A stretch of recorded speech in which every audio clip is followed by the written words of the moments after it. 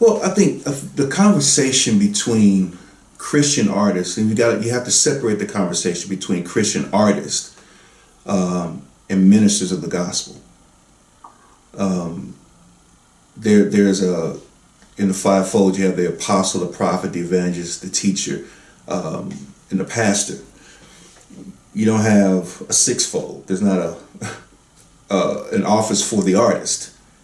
And so in scripture, there's criteria for the fivefold, those functions. There's criteria because those functions hold and sway influence over people's lives.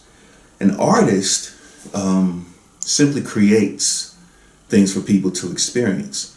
And so a Christian artist has the responsibility of selling their art, making their art available to people to either experience, to purchase, to down, whatever.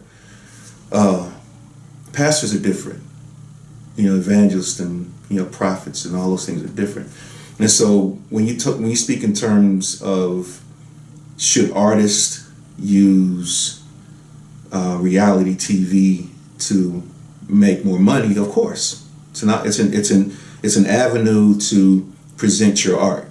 I don't think it's wise to do it, but I don't necessarily think it's a morality issue as much as I really don't want my business in public with people who will never get to know who I really am. And so because those things are so close, I think a deeper conversation is categorizing what roles, role definition when it comes to ministry and process, way before money. Yeah, you're going to find out sooner or later, I don't want to carry the responsibility of a double life. You look at me like I got it all together because I'm on stage, and I really don't. And so I feel guilty now. I'm on stage, so I'm going to tell everybody my business. And that's extreme too.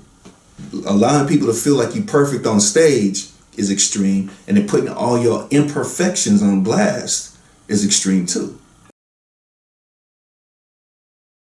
The scripture tells us to do that. The other side of that is, the other side of that scripture is so that you can be restored.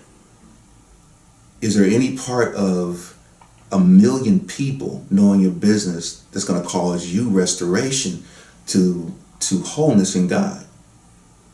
I don't need you to know my business.